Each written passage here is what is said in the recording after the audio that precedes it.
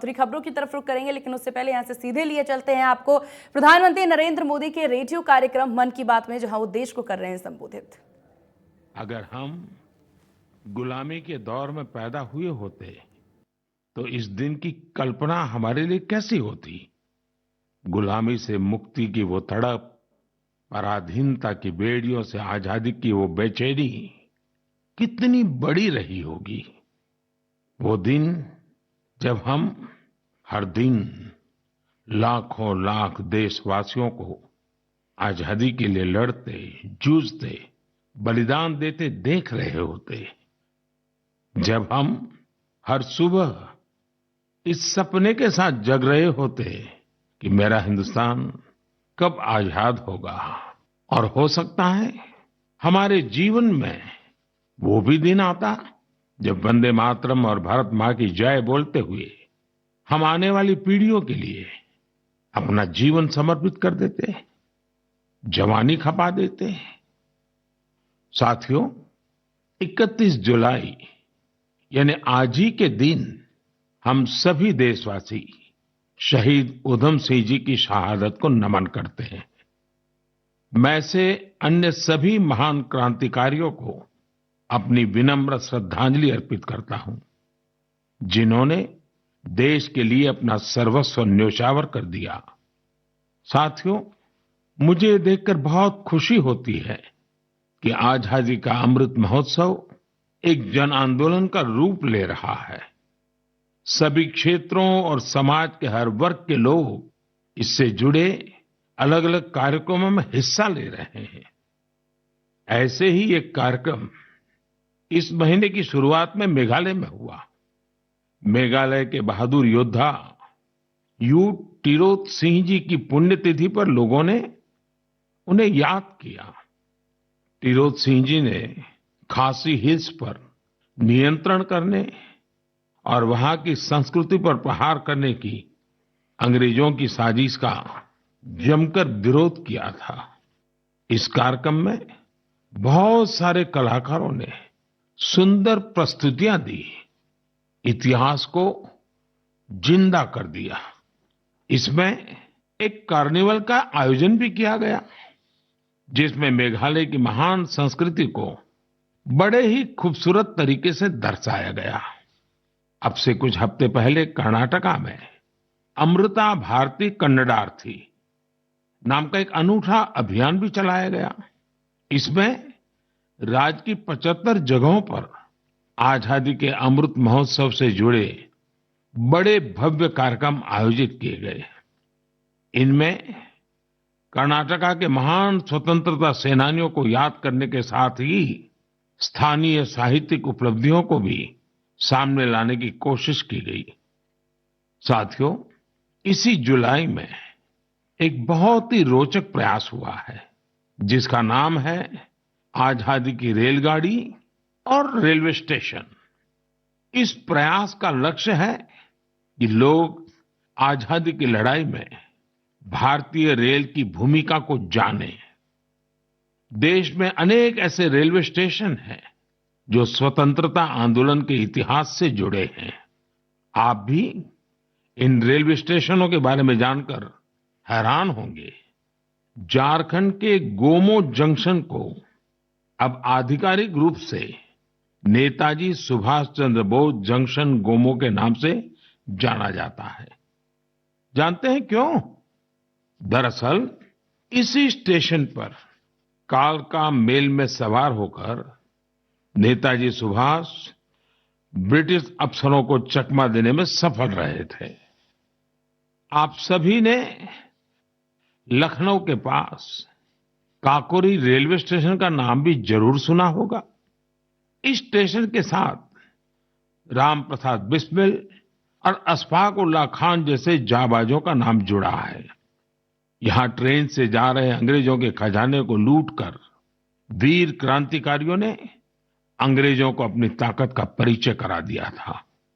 आप जब कभी तमिलनाडु के लोगों से बात करेंगे तो आपको थूथुकुडी जिले के वांची मणियाच्ची जंक्शन के बारे में जानने को मिलेगा।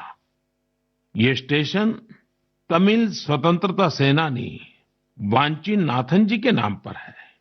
ये वही स्थान है जहां 25 साल के युवा वांची ने ब्रिटिश कलेक्टर को उसके किए की सजा दी थी। साथियों, ये लिस्ट काफी लंबी है। देश भर के 24 राज्यों में फैले ऐसे 75 रेलवे स्टेशनों की पहचान की गई है। इन 75 स्टेशन को बहुत ही खूबसूरती से सजाया जा रहा है। इनमें कई तरह के कार्यक्रमों का भी आयोजन हो रहा है। आपको भी समय निकालकर अपने पास के ऐसे ऐतिहासिक स्टेशन पर जरूर जाना चाहिए। आपको स्वतंत्रता आंदोलन के ऐसे इतिहास के बारे में विस्तार से पता चलेगा जिनसे आप अनजान रहे हैं। मैं आसपास के स्कूल के विद्यार्थियों से आग्रह करूंगा, टीचर से आग्रह करूंगा कि अपने स्कूल के छोटे छोटे बच्चों को लेकर के जरूर स्टेशन पे जाएं और पूरा घटनाक्रम उन बच्चों को सुनाएं, समझाएं। मेरे प्यारे देशवासियों, आजादी के अमृत महोत्सव के तहत 13 से 15 अगस्त तक एक स्पेशल मूवमेंट हर घर तिरंगा का आयोजन किया जा रहा है। इस मूवमेंट का हिस्सा बनकर 13 से 15 अगस्त तक आप अपने घर पर तिरंगा जरूर फहराएं या उसे अपने घर पर लगाएं। तिरंगा हमें जोड़ता है, हमें देश के लिए कुछ करने के लिए प्रेरित करता है। मेरा एक सुझाव ये भी है कि 2 अगस्त से 15 अगस्त तक हम सभी अपनी सोशल मीडिया प्रोफाइल पिक्चर में तिरंगा लगा सकते हैं। वैसे क्या आप जानते हैं, 2 अगस्त का हमारे तिरंगे से एक विशेष संबंध भी है। इसी दिन पिंगली वेंकैया जी की जन्म जयंती होती है, जिन्होंने हमारे राष्ट्रीय ध्वज को डिजाइन किया था।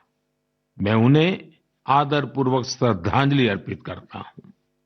अपने राष्ट्रीय ध्वज के बारे में बात करते हुए मैं महान क्रांतिकारी मैडम कामा को भी याद करूंगा।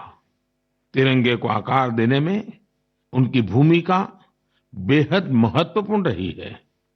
साथियों, आजादी के अमृत महोत्सव में हो रहे इन सारे आयोजनों का सबसे बड़ा संदेश यही है कि हम सभी देशवासी अपने कर्तव्य का पूरी निष्ठा से पालन करें। तभी हम उन अनगिनत स्वतंत्रता सेनानियों का सपना पूरा कर पाएंगे, उनके सपनों का भारत बना पाएंगे। इसलिए हमारे अगले 25 साल का यह अमृतकाल हर देशवासी के लिए कर्तव्य काल की तरह है। देश को आजाद कराने हमारे वीर सेनानी हमें ये जिम्मेदारी देकर गए हैं और हमें इसे पूरी तरह निभाना है। मेरे प्यारे देशवासियों, कोरोना के खिलाफ हम देशवासियों की लड़ाई अब भी जारी है। पूरी दुनिया आज भी जूझ रही है। होलिस्टिक हेल्थ केयर में लोगों की बढ़ती रुचि ने इसमें सभी की बहुत मदद की है। हम सभी जानते हैं कि इसमें भारतीय पारंपरिक पद्धतियां कितनी उपयोगी हैं। कोरोना के खिलाफ लड़ाई में आयुष ने तो वैश्विक स्तर पर अहम भूमिका निभाई है। दुनिया भर में आयुर्वेद और भारतीय औषधियों के प्रति आकर्षण बढ़ रहा है। ये एक बड़ी वजह है कि आयुष एक्सपोर्ट में रिकॉर्ड तेजी आई है और ये भी बहुत सुखद है कि इस क्षेत्र में कई नए स्टार्टअप्स भी सामने आ रहे हैं। हाल ही में एक ग्लोबल आयुष इन्वेस्टमेंट और इनोवेशन समिट हुई थी। आप जानकर हैरान होंगे कि इसमें करीब 10,000 करोड़ रुपए के इन्वेस्टमेंट प्रपोजल्स मिले हैं। एक और बड़ी अहम बात ये हुई है कि कोरोना काल में औषधीय पौधों पर रिसर्च में भी बहुत वृद्धि हुई है। इस बारे में बहुत सी रिसर्च स्टडीज पब्लिश हो रही हैं। निश्चित रूप से एक अच्छी शुरुआत है। साथियों, देश में विभिन्न प्रकार के औषधीय पौधों और जड़ी बूटियों को लेकर एक और बेहतरीन प्रयास हुआ है। अभी-अभी जुलाई महीने में इंडियन वर्चुअल हर्बेरियम को लॉन्च किया गया। यह इस बात का भी उदाहरण है कि कैसे हम डिजिटल वर्ल्ड का इस्तेमाल अपनी जड़ों से जुड़ने में कर सकते हैं। Indian virtual herbarium preserve plants या प्लांट पार्ट्स की डिजिटल इमेजेस का एक रोचक संग्रह है जो कि वेब पर फ्रीली अवेलेबल है। इस वर्चुअल हर्बेरियम पर अभी लाख से अधिक स्पेसिमेंस और उनसे जुड़ी साइंटिफिक इंफॉर्मेशन उपलब्ध है। वर्चुअल हर्बेरियम में भारत की बॉटनिकल डाइवर्सिटी की समृद्ध तस्वीर भी दिखाई देती है। मुझे विश्वास है इंडियन वर्चुअल हर्बेरियम भारतीय वनस्पतियों पर रिसर्च के लिए एक इम्पोर्टेंट रिसोर्स बनेगा। मेरे प्यारे देशवासियों, मन की बात में हम हर बार देशवासियों की ऐसी सफलताओं की चर्चा करते हैं जो हमारे चेहरे पर मीठी मुस्कान बिखेर देती है। अगर कोई सक्सेस स्टोरी मीठी मुस्कान भी बिखेरे और स्वाद में भी मिठास भरे, तब तो आप इसे जरूर सोने पर सुहागा कहेंगे। हमारे किसान इन दिनों शहद के उत्पादन में ऐसा ही कमाल कर रहे हैं। शहद की मिठास हमारे किसानों का जीवन भी बदल रही है, उनकी आय भी बढ़ा रही है। हरियाणा में यमुनानगर में एक मधुमक्खी पालक साथी रहते हैं, सुभाष कंबोज जी। सुभाष जी ने वैज्ञानिक तरीके से मधुमक्खी पालन का प्रशिक्षण लिया। इसके बाद उन्होंने केवल 6 बॉक्स के साथ अपना काम शुरू किया था। आज वो करीब 2000 बॉक्सेस में मधुमक्खी पालन कर रहे हैं। उनका शहद कई राज्यों में सप्लाई होता है। जम्मू के पल्ली गांव में विनोद कुमार जी भी 1500 से ज्यादा कॉलोनियों में मधुमक्खी पालन कर रहे हैं। उन्होंने पिछले साल रानी मक्खी पालन का प्रशिक्षण लिया है। इस काम से वो सालाना 15 से 20 लाख रुपए कमा रहे हैं। कर्नाटका के एक और किसान है मधुकेश्वर हेगड़े जी। मधुकेश्वर जी ने बताया कि उन्होंने भारत सरकार से 50 मधुमक्खी कॉलोनियों के लिए सब्सिडी ली थी। आज उनके पास 800 से ज्यादा कॉलोनियां हैं और वो कई टन शहद बेचते हैं। उन्होंने अपने काम में इनोवेशन किया और वो जामुन शहद, तुलसी शहद, आंवला शहद जैसे वानस्पतिक शहद भी बना रहे हैं।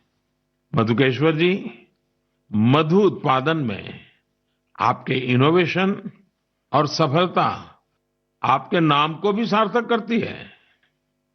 साथियों, आप सब जानते हैं कि शहद को हमारे पारंपरिक स्वास्थ्य विज्ञान में कितना महत्व दिया गया है। आयुर्वेद ग्रंथों में तो शहद को अमृत बताया गया है। शहद न केवल हमें स्वाद देता है बल्कि आरोग्य भी देता है। शहद उत्पादन में आज इतनी अधिक संभावनाएं हैं कि प्रोफेशनल पढ़ाई करने वाले युवा भी इसे अपना स्वरोजगार बना रहे हैं।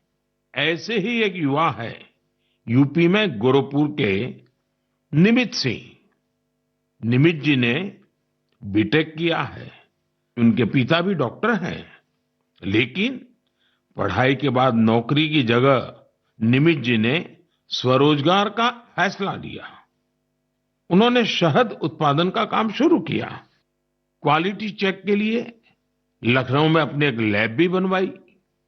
निमित जी अब शहद और बी वैक्स से अच्छी कमाई कर रहे हैं और अलग-अलग राज्यों में जाकर किसानों को प्रशिक्षित भी कर रहे हैं। ऐसे युवाओं की मेहनत से ही आज देश इतना बड़ा शहद उत्पादक बन रहा है। आपको जानकर खुशी होगी कि देश से शहद का निर्यात भी बढ़ गया है। देश ने national beekeeping and honey mission जैसे अभियान चलाए, किसानों ने पूरा परिश्रम किया और हमारे शहद की मिठास दुनिया तक पहुंचने लगी। अभी इस क्षेत्र में और भी बड़ी संभावनाएं मौजूद है। मैं चाहूंगा कि हमारे युवा इन अवसरों से जुड़कर उनका लाभ लें और नई संभावनाओं को साकार करें। मेरे प्यारे देशवासियों, मुझे हिमाचल प्रदेश से मन की बात के एक श्रोता श्रीमान आशीष बहल जी का एक पत्र मिला है। उन्होंने अपने पत्र में चंबा के मिंजर मेले का जिक्र किया है। दरअसल मिंजर मक्के के फूलों को कहते हैं। जब मक्के में मिंजर आते हैं तो मिंजर मेला भी मनाया जाता है और इस मेले में देश भर के पर्यटक दूर दूर से हिस्सा लेने के लिए आते हैं। संयोग से मिंजर मेला इस समय चल भी रहा है। आप अगर हिमाचल घूमने गए हुए हैं तो इस मेले को देखने चंबा जा सकते हैं। चंबा तो इतना खूबसूरत है कि यहाँ के लोक गीतों में बार बार कहा जाता है, चंबे एक दिन ओना कने महीना रहना। यानी जो लोग एक दिन के लिए चंबा आते हैं वे इसकी खूबसूरती देखकर महीने भर यहां रह जाते हैं। साथियों, हमारे देश में मेलों का भी बड़ा सांस्कृतिक महत्व रहा है। मेले जन मन दोनों को जोड़ते हैं। हिमाचल में वर्षा के बाद जब खरीफ की फसलें पकती हैं तब सितंबर में शिमला, मंडी, कुल्लू और सोलन में सैरी या सैर भी मनाया जाता है। सितंबर में ही जागरा भी आने वाला है। जागरा के मेलों में महासू देवता का आह्वान करके बीसू गीत गाए जाते हैं। महासू देवता का ये जागर हिमाचल में शिमला, किन्नौर और सिरमौर के साथ साथ उत्तराखंड में भी होता है। साथियों, हमारे देश में अलग अलग राज्यों में आदिवासी समाज के भी कई पारंपरिक मेले होते हैं। इनमें से कुछ मेले आदिवासी संस्कृति से जुड़े हैं तो कुछ का आयोजन आदिवासी इतिहास और विरासत से जुड़ा है। जैसे कि आपको अगर मौका मिले तो तेलंगाना के मेडारम का 4 दिवसीय समक्का सरलम्मा जात्रा मेला देखने जरूर जाइए। इस मेले को तेलंगाना का महाकुंभ कहा जाता है। सरलम्मा जात्रा मेला 2 आदिवासी महिला नायिकाओं समक्का और सरलम्मा के सम्मान में मनाया जाता है। ये तेलंगाना ही नहीं बल्कि छत्तीसगढ़, महाराष्ट्र और आंध्र प्रदेश के कोया आदिवासी समुदाय के लिए आस्था का बड़ा केंद्र है। आंध्र प्रदेश में मारीदम्मा का मेला भी आदिवासी समाज की मान्यताओं से जुड़ा बड़ा मेला है।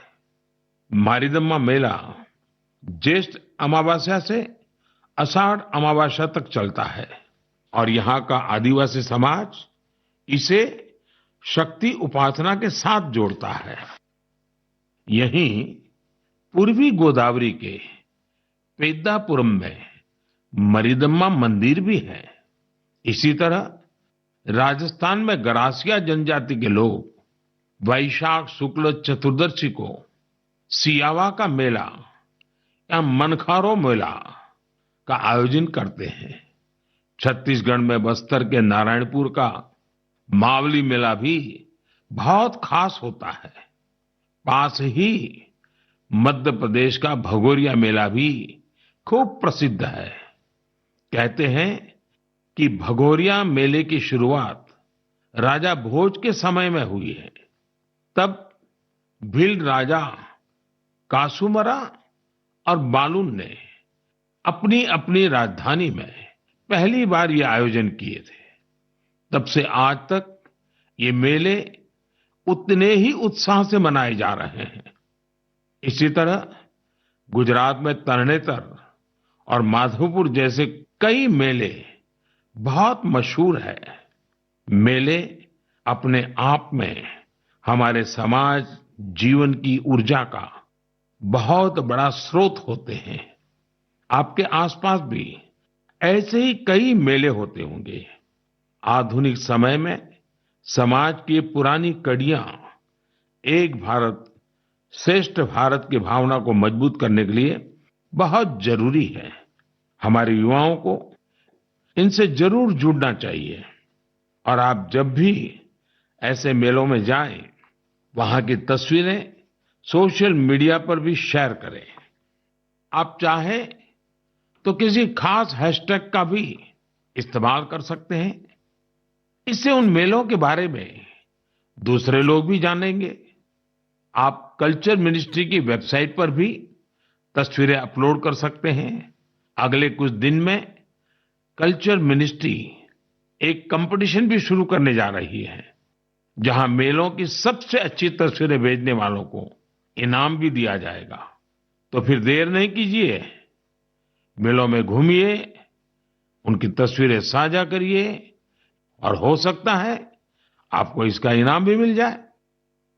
मेरे प्यारे देशवासियों, आपको ध्यान होगा मन की बात के एक एपिसोड में मैंने कहा था कि भारत के पास टॉयज एक्सपोर्ट्स में पावर हाउस बनने की पूरी क्षमता है। मैंने स्पोर्ट्स और गेम्स में भारत की समृद्ध विरासत की खास तौर पर चर्चा की थी। भारत के स्थानीय खिलौने परंपरा और प्रकृति दोनों के अनुरूप होते हैं, इको फ्रेंडली होते हैं। मैं आज आपके साथ भारतीय खिलौनों की सफलता को शेयर करना चाहता हूं। हमारे यंगस्टर्स, स्टार्टअप्स और एंटरप्रेन्योर्स के बूते हमारी टॉय इंडस्ट्री ने जो कर दिखाया है, जो सफलताएं हासिल की है, उसकी किसी ने कल्पना भी नहीं की होगी। आज जब भारतीय खिलौनों की बात होती है तो हर तरफ वोकल फॉर लोकल की ही गूंज सुनाई दे रही है। आपको ये जानकर भी अच्छा लगेगा कि भारत में अब विदेश से आने वाले खिलौनों की संख्या लगातार कम हो रही है। पहले जहां 3,000 करोड़ रुपए से ज्यादा के खिलौने बाहर से आते थे, वहीं अब इनका आयात 70% तक घट गया है। और खुशी की बात ये कि इसी दौरान भारत ने 2,600 करोड़ रुपए से अधिक के खिलौनों को विदेशों में निर्यात किया है, जबकि पहले 300-400 करोड़ रुपए के खिलौने ही भारत से बाहर जाते थे।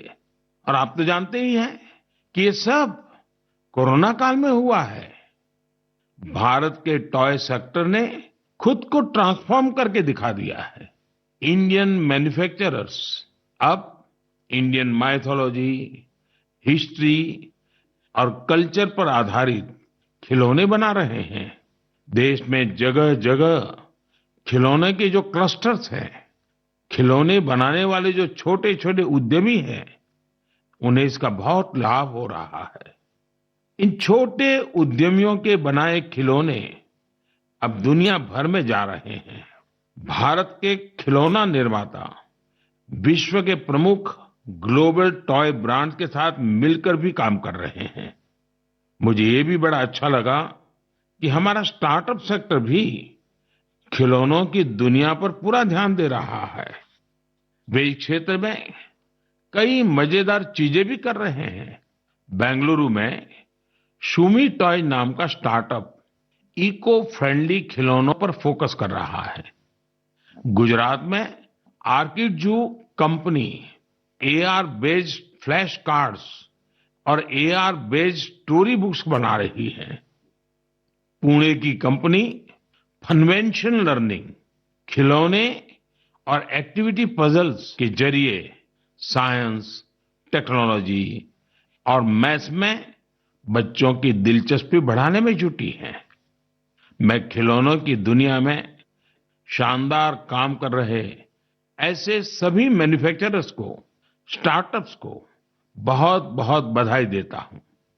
आइए हम सब मिलकर भारतीय खिलौनों को दुनिया भर में और अधिक लोकप्रिय बनाएं। इसके साथ ही मैं अभिभावकों से भी आग्रह करना चाहूंगा कि वे अधिक से अधिक भारतीय खिलौने, पजल्स और गेम्स खरीदें। साथियों, क्लासरूम हो या खेल का मैदान, आज हमारे युवा हर क्षेत्र में देश को गौरवान्वित कर रहे हैं। इसी महीने पीवी सिंधु ने सिंगापुर ओपन का अपना पहला खिताब जीता है। नीरज चोपड़ा ने भी अपने बेहतरीन प्रदर्शन को जारी रखते हुए वर्ल्ड एथलेटिक चैंपियनशिप में देश के लिए सिल्वर मेडल जीता।